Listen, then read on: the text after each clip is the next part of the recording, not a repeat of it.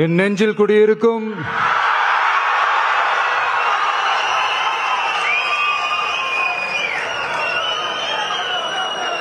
என்னுடைய தோழர்களுக்கும் தோழிகளுக்கும்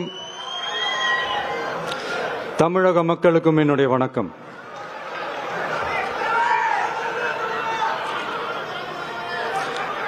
நம்ம குடும்ப உறவுகளை இழந்ததனால சொல்ல முடியாத வேதனையிலும் வலியிலும் இவ்வளவு நாளா இருந்தோம்.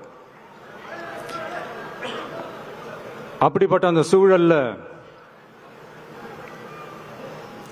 நம்ம சொந்தங்களின் மனம் பற்றி இருக்க வேண்டியது நம்மளுடைய கடமை. அதனாலதான் அவங்களோட சேர்ந்து அமைதி காத்து வந்தோம். ஆனா இப்படி அமைதி காத்து வந்த நேரத்தில் நம்மளை பத்தி வன்ம அரசியல் வலைகள், அர்த்தமற்ற அவதூறுகள்னு இந்த மாதிரி நிறைய விஷயங்கள் நம்மளை பத்தி பின்னப்பட்டன, பரப்பப்பட்டன. இது எல்லாமே சட்டம் மற்றும் சத்தியத்தின் துணை கொண்டு துடைத்து எறியத்தான் போறோம்.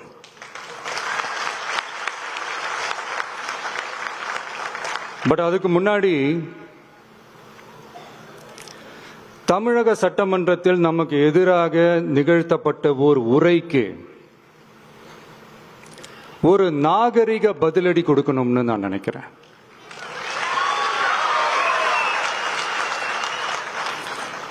அரசியல் செய்ய விருப்பமில்லை, அரசியல் செய்ய விருப்பமில்லைன்னு அடிக்கடி சொல்ற முதல்வர் நம்மளை குறிப்பிட்டு பல்வேறு அவதூறுகளை பதிவு செய்வதன் வாயிலாக பெருந்தன்மையை பேரளவில் மட்டுமே பேசும் முதல்வர் 15/10/2025 அன்னைக்கு தமிழக சட்டமன்றத்தில் நமக்கு எதிராக பேசிய பேச்சில் எவ்வளவு வன்மத்தை கக்கியுள்ளார் என்பதையும், எப்படிப்பட்ட ஒரு அரசியல் செய்ய முயல்கிறார் என்பதையும் தமிழக மக்கள் உணராமலா இருப்பாங்க.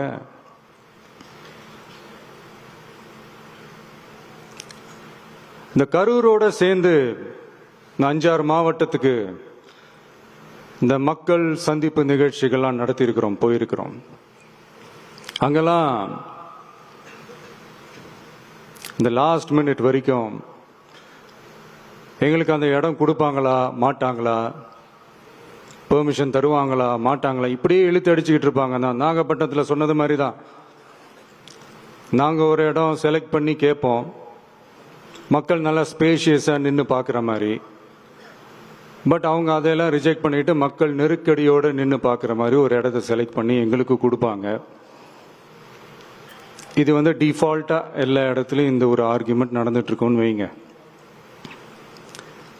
அது மட்டும் இல்லை, இந்தியாவிலேயே எந்த ஒரு அரசியல் கட்சி தலைவருக்கும் கொடுக்கப்படாத கண்டிஷன்ஸ். பஸ்ஸுக்குள்ளேயே இருந்து பார்க்கணும், மேலே கை காட்டக்கூடாது, இப்படிலாம் ஒரு அதீத கட்டுப்பாடுகளை கொடுத்த உடனே எங்க சைட்ல இருந்து ஒரு அறிக்கையும் வெளியிட்டோம். அது மட்டும் இல்ல, தமிழக வெற்றி கழகம் சார்பாக அனைத்து கட்சிகளுக்கும் சமமாக ஒரு முறையான ஒரு பொது வழிகாட்டு முறைகள் SOPs சொல்லுவாங்க, அதையும் வழங்கணும்னு சொல்லி உயர் நீதிமன்றத்தையும் நாடி இருக்கணும். இதுவும் தமிழக மக்கள் உணராமலா இருப்பாங்க. இப்படி ஒரு அரசியல் காழ்ப்புடன், நேர்மை திறனற்று நம்மளை பத்தி குற்றம் சாட்டியுள்ள குறுகிய மனம் கொண்ட முதல்வர் அவர்களுக்கு ஒரு சில கேள்விகள். உச்சநீதிமன்றத்தில், அதாவது 13/10/2025 அன்னைக்கு உச்சநீதிமன்றத்தில் நடந்த அந்த விவாதங்களை வைத்தும் அந்த உத்தரவுகளை வைத்தும் இந்த கேள்விகள். இப்படி பொய் மூட்டைகளா நம்மளை பத்தி இந்த அவதூறுகளை அவிழ்த்து விட்ட முதல்வர் அவர்களுக்கும் திமுக அரசுக்கும் சார்பாக கோடிகளை கொட்டி அமர்த்தப்பட்ட அறிவார்ந்த வழக்கறிஞர்கள் அவங்க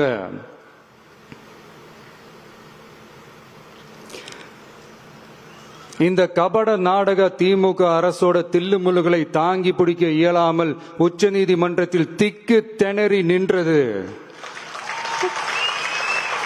முதல்வர் அவர்களுக்கு மறந்துவிட்டதா?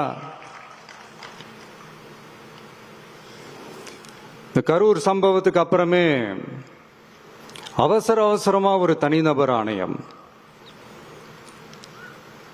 அந்த தனிநபர் ஆணையத்தை அவமதிக்கிற மாதிரி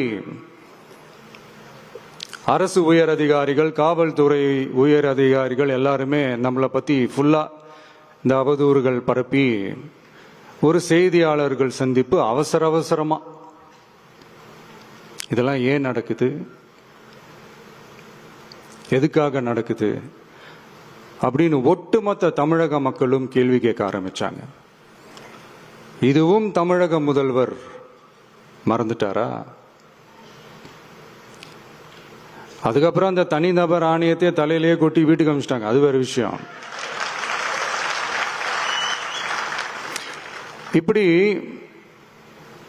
இப்படிலாம் கேள்வி கேட்ட உடனே ஏதாவது பதில் சொல்லி ஆகணும்ல. அதனால சட்டமன்றத்தில் பேசும்போது உண்மை நிலையை தெளிவுபடுத்தத்தான் அப்படின்னு ஏதோ இந்த சட்ட ரீதியாகவும் சத்தியத்திற்காகவும் நடந்தது போல ஏதோ சாமர்த்தியமா பேசுறதா நினைச்சு பேசியிருக்காங்க. இப்படி ஒரு 50 வருஷமா பொது வாழ்க்கையில் இருக்கிற ஒருத்தவங்க ஒரு முதல்வர் அவர்கள் சொன்னது எவ்வளவு பெரிய ஒரு வடிகட்டின பொய், சப்பை கட்டுன்னு நான் சொல்லல, உச்ச நீதிமன்றம் சொல்லியிருக்கிறாங்க. அவங்க சொன்னதெல்லாம் கொஞ்சம் என்னன்னு கொஞ்சம் லைட்டா பார்ப்போமா?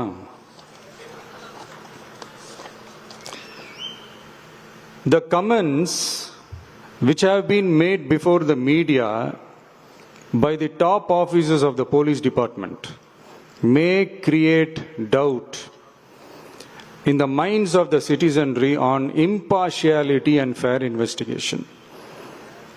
The faith and trust of the general public on the process of investigation must be restored in the criminal justice system. அதாவது அரசு காவல் உயர் அதிகாரிகள் ஊடகங்களிடம் பேசியது என்பது பொதுமக்களிடையே நியாயமான விசாரணை நடக்குமா என்ற சந்தேகத்தை ஏற்படுத்தக்கூடும் என்றும், நியாயமான விசாரணை மூலமே அந்த சந்தேகத்தை மீட்டெடுத்தே ஆக வேண்டும் என்றும் உச்ச நீதிமன்றம் தமிழக அரசின் தலையில் ஓங்கி நறுக்கு நறுக்கு நறுக்கு என்று கொட்டியதை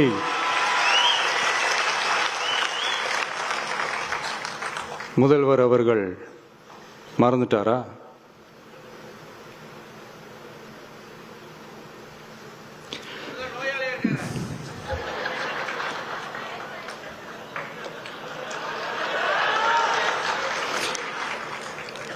மாண்புமை சென்னை உயர்நீதிமன்றத்தின் மாண்புமிகு நீதியரசர் SIT அமைத்து உத்தரவிட்டார் அல்லவா?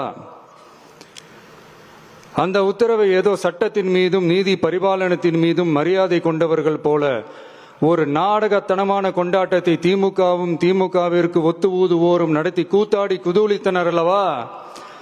தாவேகாவிற்கு எதிராகவும் நமக்கு எதிராகவும் உயர்நீதிமன்ற மாண்புமிகு நீதியரசர் தீர்ப்பளித்து விட்டதாக விதந்தோதி விழா எடுத்தனர் அல்லவா?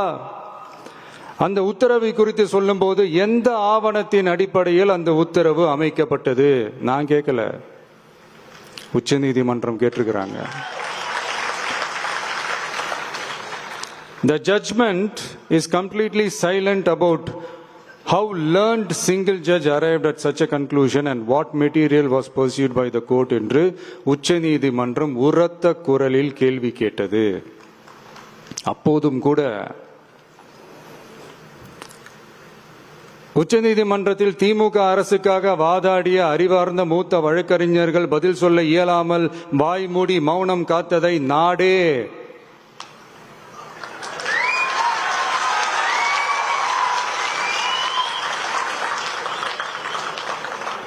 பார்த்ததல்லவா? இதையும் முதல்வர் அவர்கள் மறந்துட்டாரா?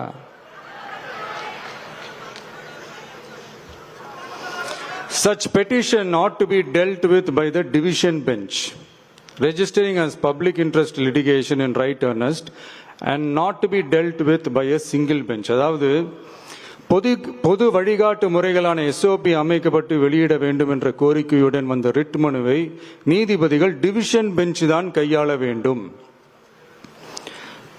தனி நீதிபதி பெஞ்ச் கையாளக்கூடாது என்றும் உச்சநீதிமன்றம் சொன்னதல்லவா? அது மட்டுமா, கோரிக்கையே இல்லாமல் SIT அமைக்கப்பட்டது எந்த வகையில் சரி என்றும் கேள்வி எழுப்பியது உச்சநீதிமன்றம்.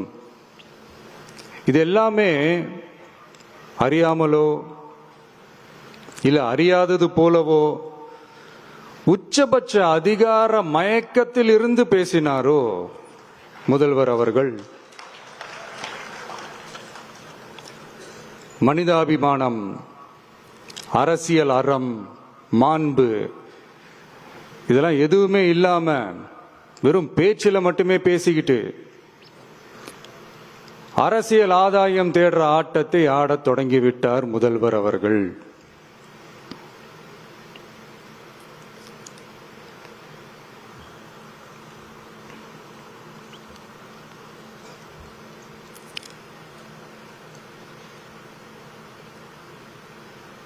இதெல்லாம் என்ன உங்களுக்கு புதுசா? என்ன 1969க்கு அப்புறமே எப்போ கட்சி அவங்க கைக்கு வந்ததோ, இன்னும் குறிப்பா சொல்லணும்னா 1972க்கு அப்புறம் கேள்வி கேட்க ஆளே இல்லாம போச்சுல்ல, அதுக்கப்புறமே இந்த திமுக தலைமை இப்படிதானே இருக்குது. இப்ப நாங்க கேட்டோமே இந்த சில கேள்விகள், இதெல்லாம் நான் கேட்கல, சுப்ரீம் கோர்ட் கேட்டிருக்கு. இதனால என்ன புரிய வருது? இந்த கவர்மெண்ட் நடத்துற அந்த விசாரணை மேல சந்தேகம் ஏற்படுதுன்னா அதுக்கு என்ன அர்த்தம்? உங்க மேல நம்பிக்கை இல்லைன்னு அர்த்தம்.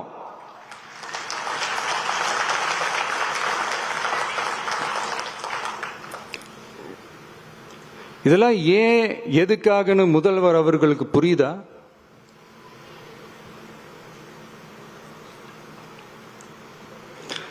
சுப்ரீம் கோர்ட் சொன்னதோட மட்டும் இல்ல, நிஜத்திலும் இன்னைக்கு மக்களுக்கு இந்த கவர்மெண்ட் மேல இருக்கிற நம்பிக்கை மொத்தமாக மண்ணுக்குள் புதைந்து விட்டது. இதுவாவது முதல்வர் அவர்களுக்கு புரியுதா? புரியலனா 2026 தேர்தல்ல இந்த திமுக தலைமைக்கு மக்கள் இன்னும் ஆழமா அழுத்தமா புரிய வைப்பாங்க.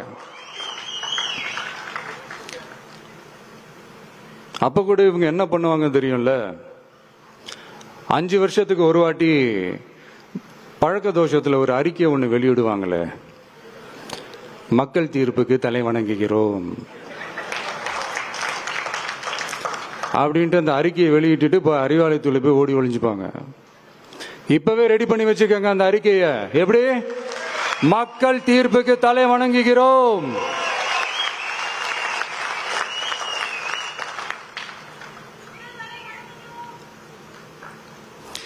நான் போன பொதுக்குழுவில் சொன்னதை தான் இங்க நான் திரும்பவும் சொல்றேன். இயற்கையும் இறைவனும் நம் தமிழக சொந்தங்களின் வடிவில் மாபெரும் மக்கள் சக்தியை நம்ம கூடவே நிற்கும் போது எம் மக்களுக்கான அரசியலை தடுப்பவர் எவர்? அதனால தோழர்களே, நமக்கு வந்திருக்கிற இந்த இடையூறு வெறும் டெம்பரவரி மட்டும்தான். எல்லாத்தையும் தகர்த்தெறிவோம், மக்களோட கை கோர்த்து நிற்போம், மக்களோட களத்துல போய் நிற்போம். நம்ம பயணத்துல தடம் மாறவே மாட்டோம். இப்பவும் சொல்றேன், 2026ல 2 பேருக்கு நடுவுலதான் போட்டியோ. ஒண்ணு, இன்னொன்னு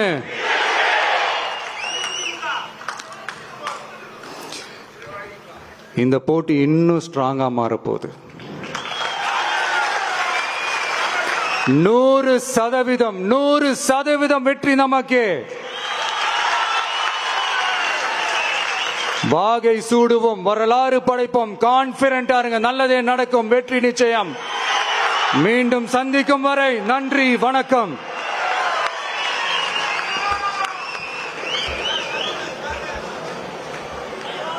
வெற்றி தலைவருக்கு ஒரு அரங்கம் நிறைந்த கரவொலியை பரிசாக தருவோம்.